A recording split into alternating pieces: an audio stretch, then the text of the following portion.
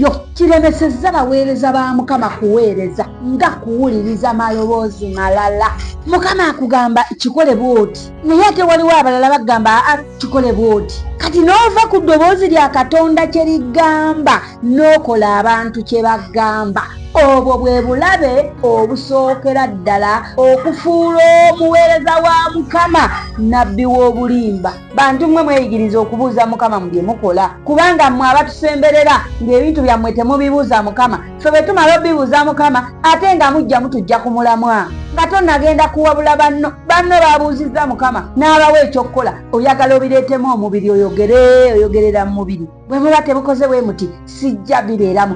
Bambi olw'okuba bakwagala obibeeremu ne bakyuka ne bakola nga gwe bw'oyagala. Naye nga waliwo Katonda eyayogera mu bulamu bwe, amanyi ekiroto kyabwe, amanyi okwolesebwa kwabwe, ababuulira ekyokukola. Kyokka naawe wolesebwa kwa Katonda.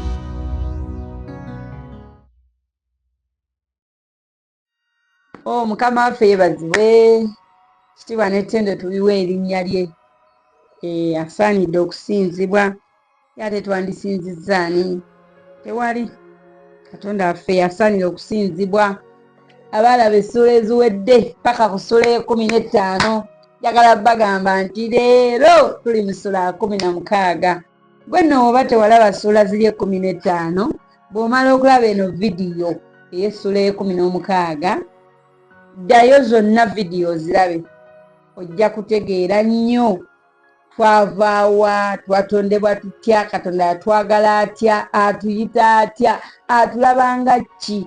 Omanyi nga onookera ku makya mu nnyumba yo n'oteekamu ekintu kanyanguyirize mu wadropu yo n'oguliramu akagoye akapya, oba okalaba nga kekapate bweti kekagenda wano wererere. Kati ne Mukama yatuteeka mu nsi naye alina engeri gy'atulabamu ng'akagoye akapya. Bwezuule omanye Katonda akuyita atya, omanye Katonda akulaba atya, akusuubiramu kinno ggwe. Kuddiza erinnya ly'ekitiibwa. Ebyo byonna twabiyize mu ssuula eziwedde. Mbadde nsaba ogende gwe kennyini weezuulire mu ssuula zino 15. Kiki ky'oli mu Katonda? Haleluya.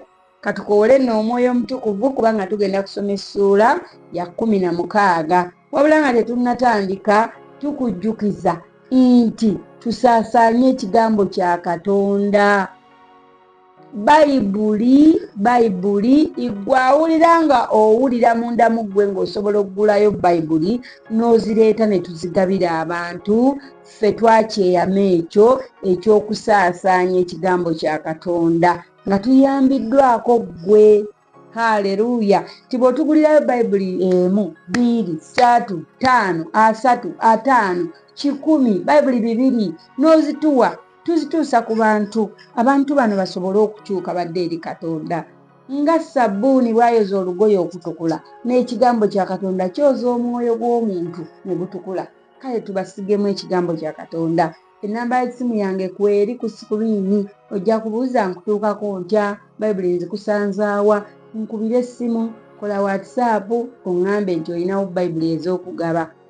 Ate naawe agamba nti nange nandetaaze okusoma Bayibuli, nange mungatte ku be mugabira. Naawe jangu mu inbox ya WhatsApp oba okube kweyo essimu eri ku screen, tugenda kutuusaako Bayibuli. Mukama abawe nnyo omukisa mwembi. Gwagenda okusoma Bayibuli naagwe agenda ogigula ogigabira onaagenda ogisoma.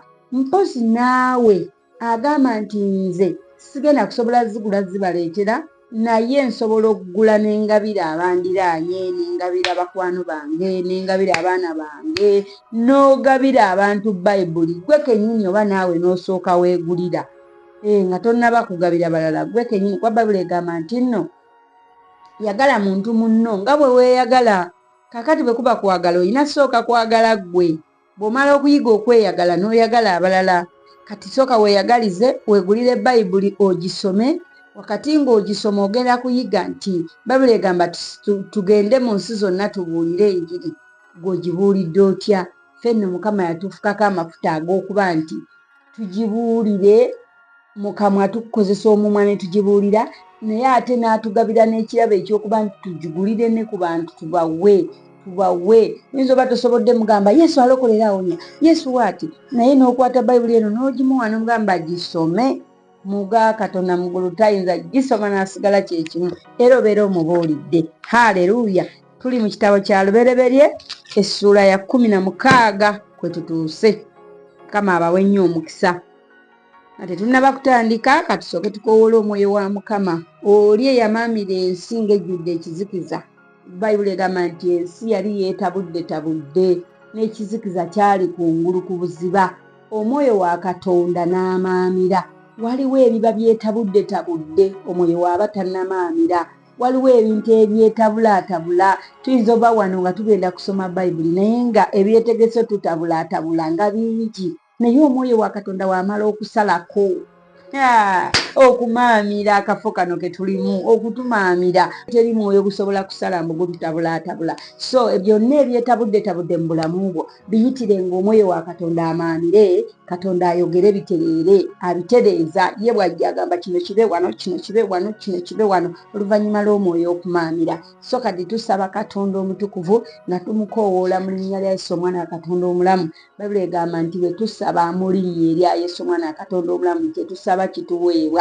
Mukama tusaba mwoyo mutukuvu, tukoowoola omwoyo mutukuvu ajja amaamira akaseera kano nga bwe yamaamira ku Lubereberye n'oyogera. Naffe tumuyita amaamire, oyogere eri obulamu bwaffe, oyogere ekigambo ekigenda okuzzaamu abantu amaanyi, oyogere ekigambo ekigenda okusumulula abantu mu makomera, oyogere ekigambo ekigenda okusitula abantu okubajja ku zzira okubatwala, kubasituuza n'abalangira, obajje mu nfuufu obatuuze n'abalangira. Ekigambo eky'amagezi, ekigambo ekyokuyiga, ekigambo eky'obulokozi kye tusaba mu linnya lya Yesu omwana wa Katonda omulamu kigwe ku kaseera kano. Tukijje mu ssuula eno mu linnya lya Yesu omwana wa Katonda omulamu. Weebale Yesu, weebale. Ekitiibwa n'ettendo tubikuddiza kubanga wooli. Bayibuli egamba nti bwe tuba tukuyita tukkirize nti wooli mu linnya lya Yesu omwana wa Katonda omulamu era tukkiriza nti wooli. Haleluya.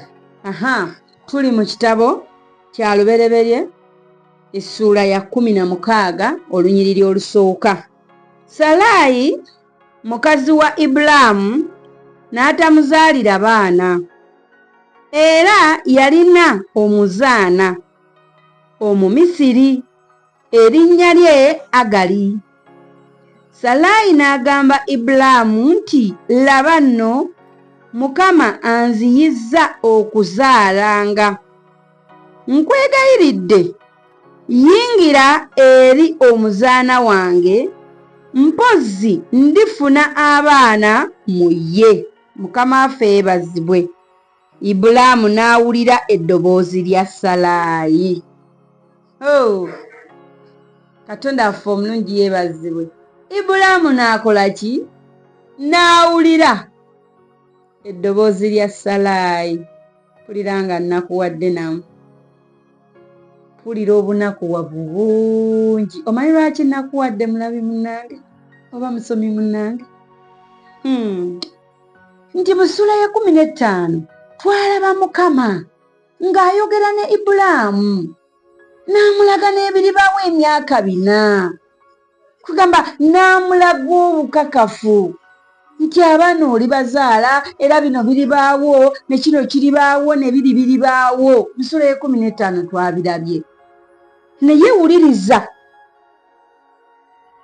Ibulaamu n'awulira eddoboozi lya Salaayi. Kinakuwaza nga Katonda ayogedde mu bulamu bwo kyokka n'owulira amaloboozi amalala. Ebintu ebyo bijja ku mulamwa. Tuddeyo emabega ddala mu ssuula ziri ezaasookera ddala.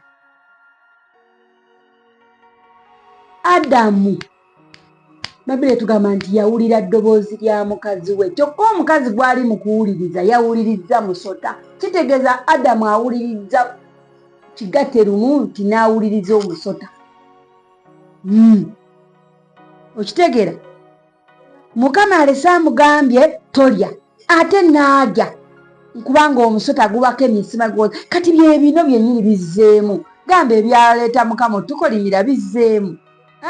Olwo Ibulaamu n'awuliriza eddoboozi lya Salaayi.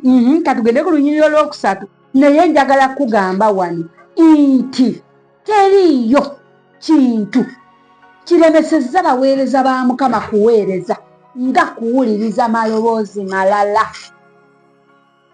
Haleluya.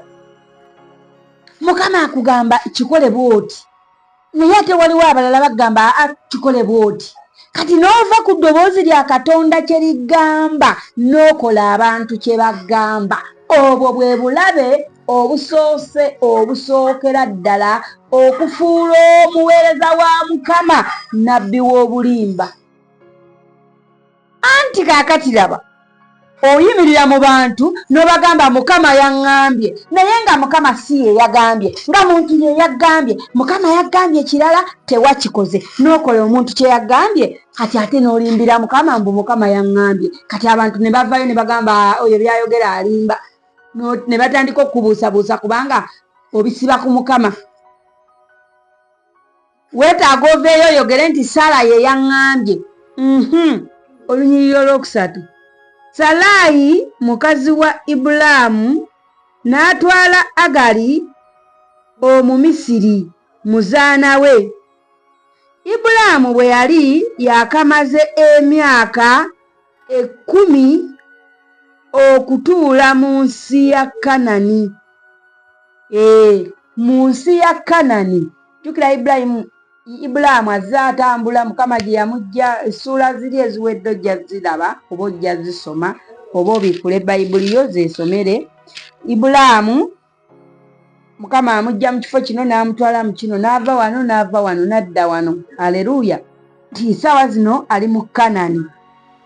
Naye Bayibuli eraze nti bino bagenda obikola bino ebyokuteekawo Agali amuzaalemu, baali bamaze emyaka 10, emyaka 10, emyaka 10 gye baali baakamaze mu Kanani.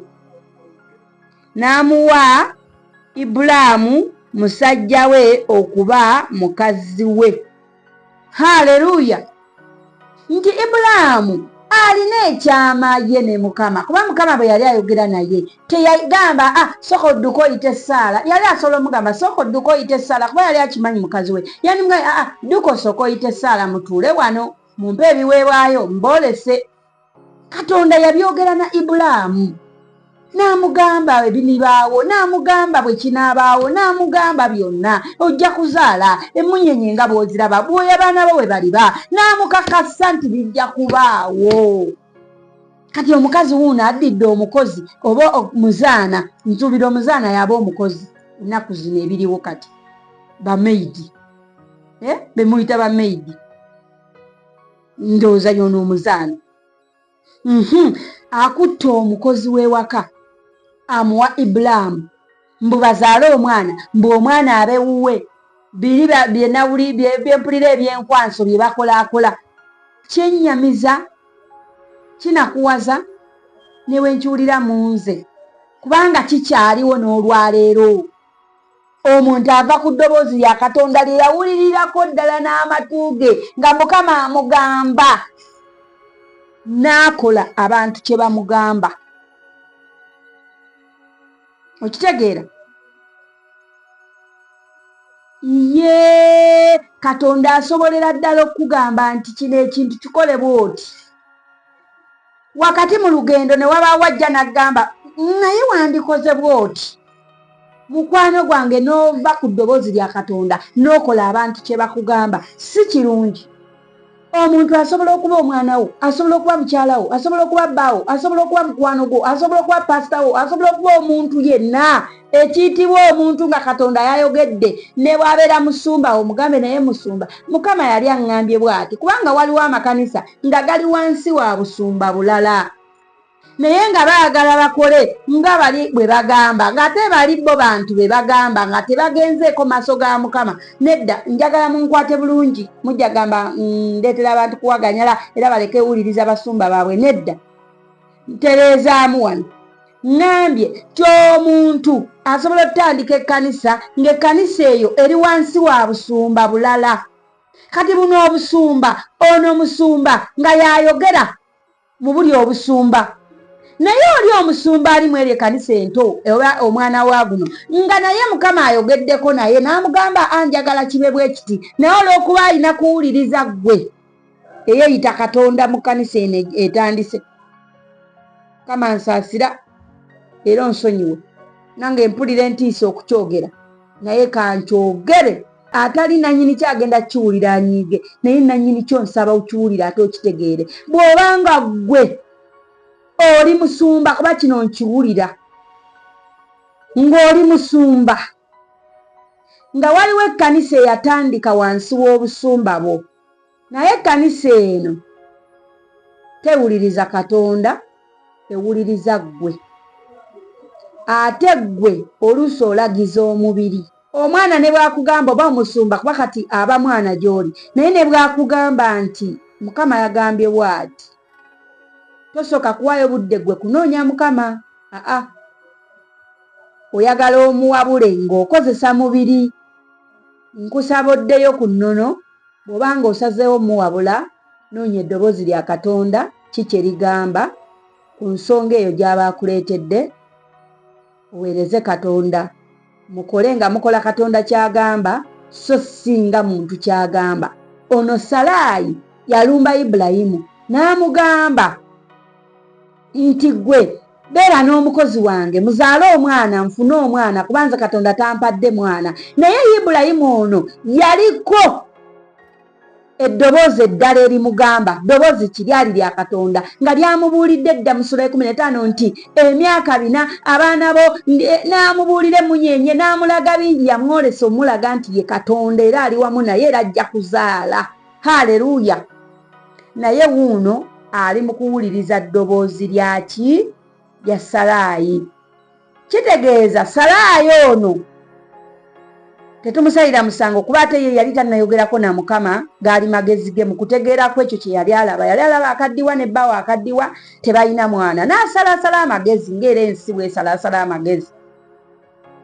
Tetumusalidde musango naye kyenjagala ofunewo nti gwe yeefudde Salaayi mu bulamu bw'ono omuweereza wa Mukama nga tonnamugaana kukola kyalina kukola nga tonnamuwa magezi kukola kipya nga tonnamuwa magezi kusalaasala amagezi go g'oli mu kusalaasala. Kakasa nti by'oyogera Katonda yabikugambye kubanga ono omuweereza gw'owabya okuva ku kigambo kya Katonda akole ng'amagezi go aliko eddoboozi lya Katonda erimubuulira okukola ekyo kye yateesa okulindirira. Katonda yayogera ne Ibulayimu nga Ibulayimu kyalina okukola ng'ekikolwa kyakulindirira afune omwana. Oba oliawo singa Salaayi yasooka n'abuza Ibulayimu Katonda ayogera ki ku nsonga eyo, Ibulayimu yandisoose n'amunnyonnyola n'amugamba Katonda yandaze kino, Katonda yandaze kino. Yandibimugambye nga Katonda bwe twabirabye mu Sura 15 bwe yabimugambye. Haleluya. Kati omwoyo w'okulindirira yabula mu Ibulayimu ku lw'okuba Saala yajja n'amusalira asalira ago amagezi. Naye nga Ibulayimu okusinza bwe yali ayogedde ne Mukama mu Sura 15 Ibulayimu yali ayambadde omwoyo w'okukkiriza n'okulindirira ng'ajja kulinda paka nga Saala yamuzaalidde omwana. Haleluya. Olunyiriri olwokuna n'ayingira eri Agali naye n'aba olubuto. Awo bwe yalaba ng'ali lubuto mugole we n'anyoomebwa mu maaso ge. Haleluya. Nti Ibulayimu nga bwe tuwulidde nti Ibulayimu yawuliriza eddoboozi lya Salaayi. Kitegeeza n'akola nga Salaayi bwe yali ateesezza. Kati ono omuzaana n'afuna olubuto. Bwe yalaba ng'ali lubuto nga naawe bw'okitegeera kisoboka abantu asobola okuwaganyala ng'alaba alina kye mwetaaga. Mumwegayirire naye mumuwe ku keya. Gwate maama house girl ate yali olubuto gwe mutisse olubuto lw'ennyumba yammwe ate sitiru asigale nga yayoza engoye yayoza ebintu yakola ki olubuto n'akaana kajja kogga. Awo mba nyina okuyoya ebikoko byesiryangako mba nyina okuyoya n'emmotoka ne mungulira mba nyina okuyoya nange nkola ku kyejo. Haleluya. Olunyiriri olwokutaano Salaayi n'agamba Ibulaamu nti okwonoona kwange kube ku ggwe. Nakuwa omuzaana wange mu kifuba kyo. Kale bwe yalaba ng'ali lubuto n'ennyoomebwa mu maaso ge, Mukama atusalire omusango nze naawe. Omukozi we yafuna olubuto lw'omwami mu nju, wamma naye amayinja ne galinnya, n'alaba nga balina omuwa ku salyuti, balina omuwa ku kitiibwa, naye alina okuyoya kati kubanga yalina bye beetaaga nga weggambye. Kati Salaayi ne bimuluma obujja. Nozagenda laba era abakazi tukikola n'olwaleero ne bwe tuva mu bino ebyokugamba mbu nno afunye lubuto mu nju, ne bw'oleeta buleesi mukozi waka, omukozi ono n'asiimibwa bbaawo ng'amusiimasiima, naaba nga buli kaakola bbawo akasiima, buli kaakola bbawo akasiima, buli kaakola bbawo akasiima. Omuwala ono atandika okweraba nga wa kitalo okusinga. Okitegeera? Bayoza engoye, muba mutudde mu ddiiro nno oba oluusi mukola birala. Gundi soko gye bambi weebale, essaati yange eno yali yaguba, mwana gwe essaati eno yali yaguba, naye bambi omanyi okwoza, eyakuyigiriza okwoza yenna. Mukama amuwa omukisa. Omukazi atandika okuwulira nga taliiwo. Mwe muyinza gamba kyatuuka ku Saala yekka. Sigambye nti byennyini byenjogera Saala bye baakola ewuwe. Saala mukazi ono, omuwala ono bwe yafuna olubuto, bwe yamanya nti ali lubuto lwa Ibulayimu, n'anyoomanga ani? Salaayi. Kati noono omuwala asobola okugamba ate anko yagamba nze ndabirira ennyo abaana. Kati ono anti alina ne kyaŋŋamba. Atandika okunyooma ng'akimanyi ne woonoomugamba nti omugoba anko ajja muwolereza, alina osigalawo. Takuwuliriza, awuliriza anko. Ate abakazi ebyo bituluma. Abakazi bonna gye buva ne gye budda ayagala mu maka ge. Ye yekka y'abaawa bbaawe ekitiibwa. Owulira? Abasigadde mwenna muwe ye ekitiibwa. Nti ne woba oyagala kwogera na bba wange sooka oyogere nange. Ne woba sisanga ozzo nkyalidde tubeera wako obeera wange. Bw'oba olina ekinene ennyo ky'ogamba mwami wange, kigambe nze. Ngamba baaba mbadde nsaba oŋŋambireko omulamu. Ng'otakolako ne katewoodi. Ngamba baaba mbadde ŋŋamba tugeze osomera na wange. Baaba mbadde ŋŋamba simanyi mulamu yali ansuubizza kino, mbadde nsaba omuŋŋambireko. Awo omukazi aba awulira bulungi. Haleluya.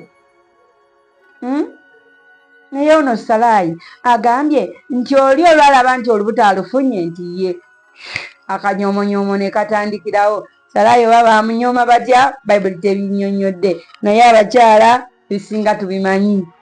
Akuyisaamu amaaso n'atandika okuba nga tokyayogera bikola makulu, anko yayogera ebikola amakulu. N'otandika okugamba kati ne Salaayi kye kyamutuukako. Salaayi n'aluma. Bwe yali abitandika teyayingizaamu linnya lya Mukama. Kati buno alireeta. Okwonoona kwange kube ku ggwe. Kitegeeza Salaayi naye yamanya nti kyakoze si kya bwa Katonda okwesaliraasalira amagezi, kubanga yakuyita okwonoona kwange. Kitegeeza yayonoona okukwata omukozi amuwe bbaawe mbu bafune omwana, ng'ate Mukama yali yabasuubiza nti bajja kufuna omwana. Kitegeeza yabuusabuusa Mukama. Nga bwe twawulidde mu Sura 15 nti ono yakkiriza Mukama n'akumubalira okuba obutuukirivu, n'okubuusabuusa Mukama kukubalirwa okubeera omwonoonyi. Kati ono yabuusabuusa Mukama. Mukama atusalira omusango nze naawe. Kati abiyingizaamu Mukama mu kutandika tebyalimu Mukama. Ebintu byonna by'ogaanye otteekamu Mukama, tomusuubira bimuleetamu nga bimaze okkyankalana. Bw'oba olina by'oyagala opulaaninga okukola, sooka weebuuze ku Mukama. Singa Salaayi yasooka n'abuuza Mukama, oba oli awo naye yandimukoze nga Ibulayimu bwe yamukola mu Sura 12 n'amumenya 15 n'amunnyonnyola nga bwe biriba. Kuba Ibulayimu twamulabye nga yamunnyonnyola emyaka 4 ebiribaawo ku baana b'emyaka 4 ezzadde lye bwe liriba. Kati ne Salaayi singa yali muntu wa kubuuza Mukama. Salaayi ono alabika teyali muntu wa kubuuza Mukama. Bantu mmwe mweyigiriza okubuuza Mukama mu bye mukola. Ye kubanga mmwe abatusemberera ng'ebintu byammwe temubibuuza Mukama, ffe bwe tumala obibuuza Mukama ate nga mujja mutujja ku mulamwa. Ekkanisa we mubeera baweereza, muli bangi, muli baweereza, mwenna mubibuuze Mukama.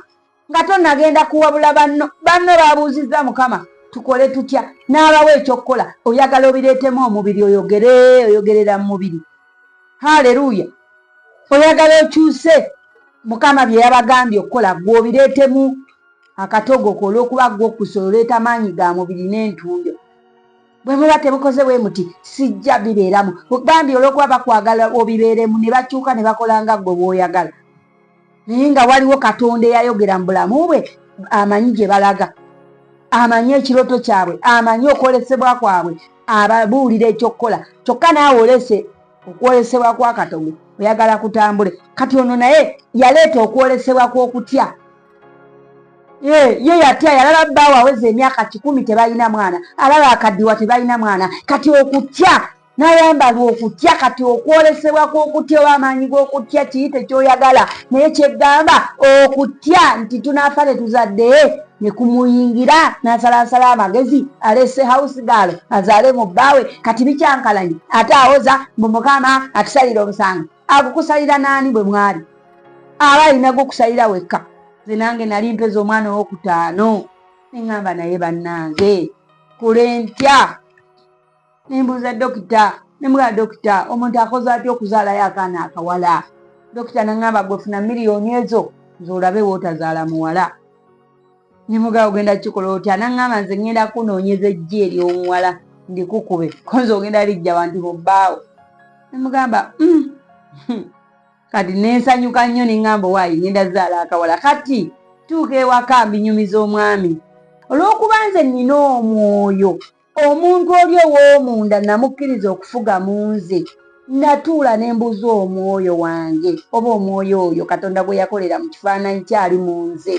Ne mubuuza ne ŋŋamba naye omusajja ono wemala omukwasa miliyoni zange 5 n'alaba bba wange n'amukebera nga temuli ggi lya muwala, ananziriza miliyoni 5 oba yennyini aneekebera ye kennyini n'ampa erirye oba n'anoonyanoonya awo ebimuli okumpi ebijiijiji n'abinkuba nze n'enzaala omwana mu maka gano n'omusajja n'amungobya.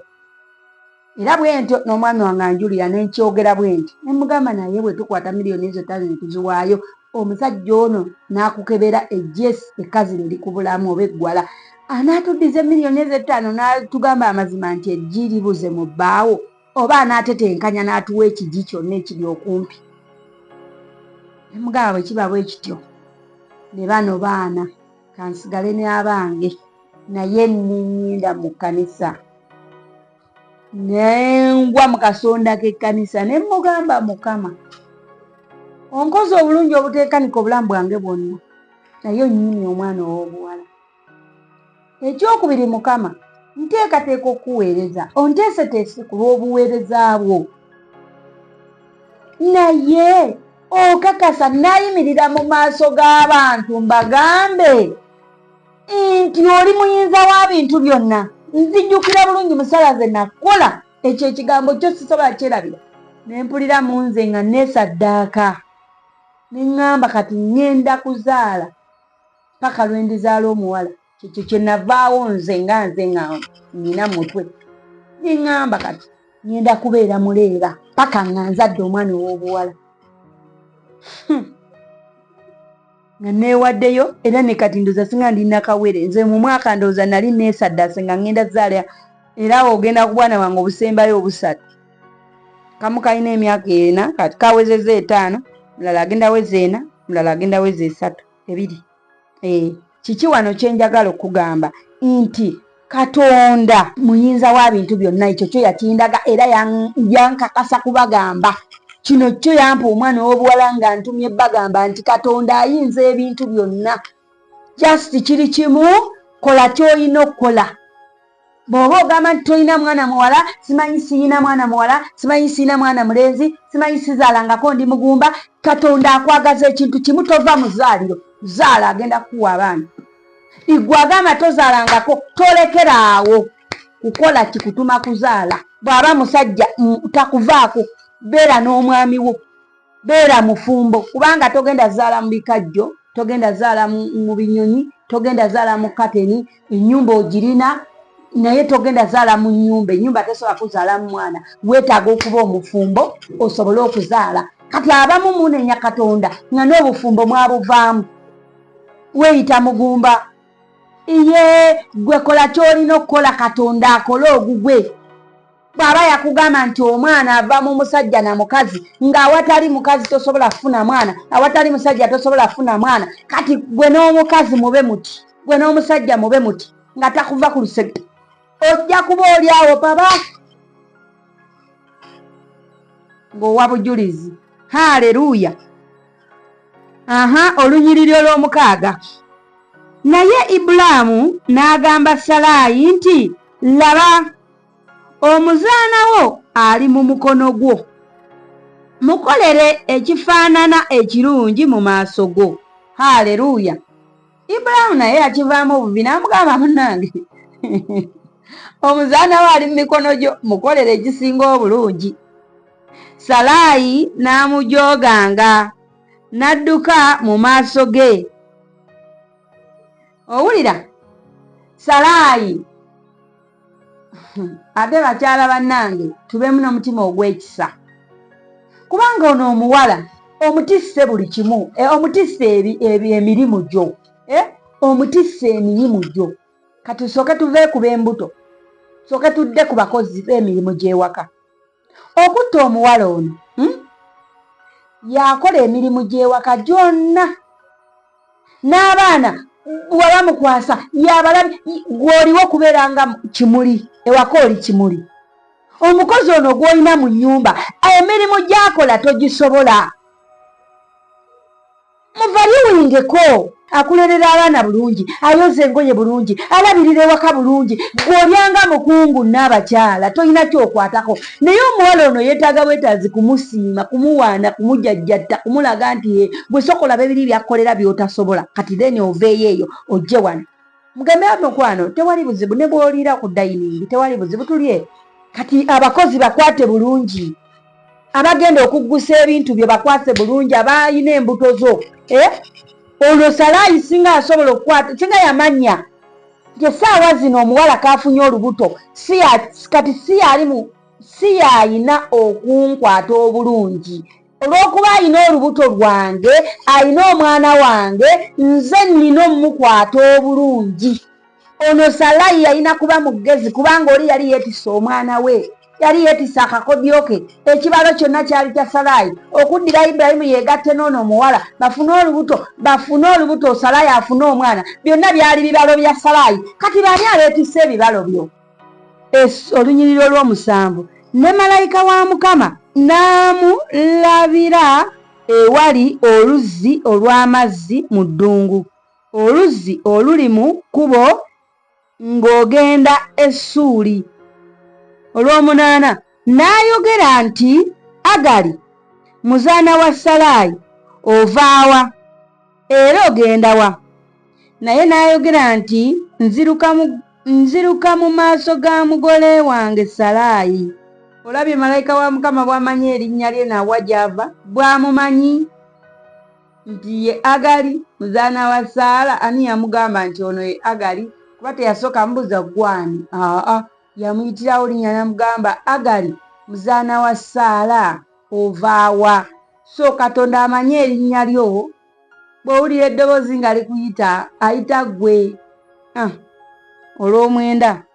Ne malayika wa Mukama n'amugamba nti, ddayo eri mugole wo ogonde wansi w'emikono gye. Yamugamba ddayo ogonde. Bayibuli egamba nti we munaagondanga munaalyanga ebirungi eby'ensi. Kyogeddeko emabegaawo ne ŋŋamba okugonda. Okugonda nno tekwetaagisa bwetaagisa nti mukozi y'alina okugonda. Naawe bbosi osobola okugonda, naye nga ogonze si kugaa nti ogonde obeere ng'ekisiimuula, naye nga naawe toli nnyo nga omuntu tomuyisanga muddu. Haleluya. Kati ono tulaba nti abadde adduka ng'asazeewo agende, naye malayika wa Mukama amugambye ddayo ogonde. Olw'ekkumi. Era malayika wa Mukama n'amugamba nti, ndyongera nnyo ezzadde lyo, n'okubala ne litabalika olw'obungi. Wulira nno wano, eryo ezzadde lye balina mu lubuto lye babadde baddusa. Jjukira lya Ibulayimu, wadde Saala yacalampanyo ddifuna, naye lya Ibulayimu. Ate ng'ezzadde lya Ibulayimu liriko omukisa guli ogw'obutabalika. Kati lirino amugambye Agali ddayo ezzadde lyo ndiryongera. Olunyiro lw'11.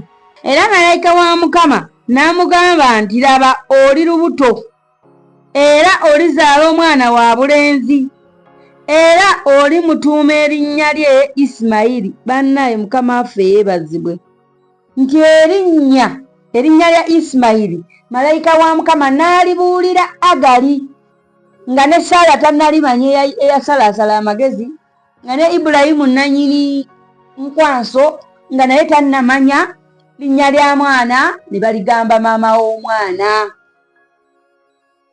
Agali. Kubanga Mukama awulidde okubonyaabonyezebwa kwo. Haleluya! Waliwo we tubonaabona ne Mukama gy'ali mu ggulu n'awulira okubonaabona kwaffe. Kati ono Mukama yawulira okubonaabonyezebwa kwe. Banayerekerawo okubonyaabonya abantu, kubanga Katonda eyo mu ggulu gy'ali awulira okubonyaabonyezebwa kwabwe. Olw'12. Era aliba ng'entulege mu bantu, omukono gwe gunaalwananga na buli muntu, n'omukono gwa buli muntu gunaalwananga naye. Era anaatuulanga awali baganda be bonna. N'ayita erinnya lya Mukama eyayogera naye nti ggwe Katonda alaba. N'ayita kwegamba n'atuuma Mukama. N'ayita erinnya lya Mukama eyayogera naye ti ggwe Katonda ndaba. Owulira Bugembe yayimba, Yesu yafunye erinnya eppya, Yesu yafunye erinnya eppya, Katonda wa Bugembe akola. Kati noono yawa Katonda erinnya n'amugamba ggwe Katonda ndaba. Olw'13. N'ayita erinnya lya Mukama eyayogera naye nti ggwe Katonda alaba, kubanga yayogera nti n'okutunula ntunuulidde oyo andaba. Owulira nti ggwe Katonda ndaba, kwegamba yanoonya kyayinza omuyita nga takiraba, n'amugamba ye ggwe Katonda ndaba. Katonda yali akozeeyo ekintu n'omwewuunya, kuba ono yali yeekwese adduse alowooza gyali teryamulaba, yeewuunya okubanga bamulabye ne byonna malayika wa Mukama bye yayogera naye, n'agamba n'awerawo Katonda erinnya. Ey'Oluzungu egamba etya? Ey'Oluzungu ye ekijjayo bulungi n'egamba she gave this name to the Lord who spoke to her. Nti yawa erinnya lino Katonda. You are the God who sees me. Ye ggwe Katonda ndaba. Owulira? For she said, I have now seen the one who sees me. N'agamba nti ndabye oyo andaba. Akitegeera? Eri ye Musa yamugamba ndi, genda obagambe ndi yantumye, kati n'amuyita ndi. Kati ono yamuwa erinnya n'amuyita Katonda ndaba. Katonda omuyita otya? Nze muyita muyinza wa bintu byonna. Katonda wange ye muyinza w'ebintu byonna. Ono Agali amuyise Katonda ndaba, ly'erinnya lye yamuwa olw'okuba yamulaba mu biro nga buli omu takyamulaba, ng'alaba ng'alekeddwawo. Katonda yamweraga ng'ayita malayika ye. Kati noono n'agamba nze nkutumye erinnya ye ggwe Katonda ndaba. 14. Oluzzi kye lwava luyitibwa Beerilakayiro, laba luli wakati wa Kadesi ne Beredi. 15. Agali n'azaalirwa Ibulayimu omwana. Ibulayimu n'atuuma omwana we Agali bwe yazaala erinnya lye Isimayiri. Jjukira Katonda yalabikira Agali n'amuwa erinnya ery'okutuuma omwana. Kati tulowooze nti Agali yamala n'aliwaani Ibulayimu, oba si kyekyo nga ne Katonda era yalabikira ne Ibulayimu n'alimuwa. Tetubirabye wano naye tukuba kafaananyi ako. erinnya lino balaga Ibulayimu yalituumaani. Ibulayimu ye yalituuma omwana gwe bamuzaalidde, Agali gwazadde. Naye ate twalaba erinnya lino nga Katonda aliwa Agali. Tetulabyeko ng'erinnya Katonda aliwa Ibulaamu. Kati simanyi oba Agali ye yajja n'abuulira bbaawe nti omwana gwe ŋŋenda okuzaala kamuyite bbaawe, kuba ate watuukira omuzaalamu omwana taba bbaawe, yaba bbaawe be bamanyi. Kale kyonna kyekiri muyite ky'omuyita. Naye Agali oba ye yagenda n'aligamba Ibulaamu simanyi, oba Mukama kennyini mwene yali yegambira Ibulaamu tetukirabye wano. Naye twakirabyeko nga lino erinnya Mukama aliwa Agali okulituuma omwana eyali mu lubuto lwe. 16. Ibulaamu yali yakamaze emyaka 86 Agali bwe yazaalira Ibulaamu Isimayiri. Essuula ey'16 ekomye ku lunyiriri lwa 16. Bw'oba osoma Bayibuli olina okukola bw'oti. Bw'ojja n'obisoma wano nga bigaanye, ddayo emabega. Bw'otuuka ku ssuula ddayo, ate singa obeera ku ssuula ya 2 kati nga tobitegeera, ate dda ku ssuula esooka obitegeere. Ate bw'odda ku ssuula n'ojja nti kati tuli ku ssuula yino ya 16 ng'owulira tobitegeera ebiva emabega, ddayo. Bw'owulira ng'eno obitegedde nga ebyeno by'otategeera, yongera ogenda mu maaso, soma bikkula. Essuula ya 16 ekomyawo. Naye nga nyongera okubawa akalango kano nti bw'oba olina omukisa ogugulira omuntu yenna Bayibuli, gimugulire. Ate bw'ogimugulira muleetere, beera appetizer, emusikirizo gisoma. Bwe muba munyumya mugambe bikkulako wano, nange nabikkudde, naawe bikkula, naawe omugambe somako wano. Tebate ne basoma Bayibuli mwewa kampani owa munno kampani n'omugambe bikkulako mukuva, bikkula mu kitabo kya Matayo, nsomyeko wano, naawe somawo okolabe. Ne muziŋŋanamu amaanyi. Bayibuli egamba tuliganirengako emigugu, tusabiriganenga. Haleluya. Tosoma weka Bayibuli gyebulizaamu, gisomeeko ne banno. Genda obuulire enjiri, gikwate ogende osomesa abalala mu linnya lya Yesu omwana Katonda omulamu. Haleluya. Mukama abawe nnyo omukisa. Temwerabira ku subscribinga. Subscribe so that ebiddako nabyo osobola obbifuna. Haleluya. Mukama akukuume era akuwe nnyo omukisa. Weebale kusoma Bayibuli.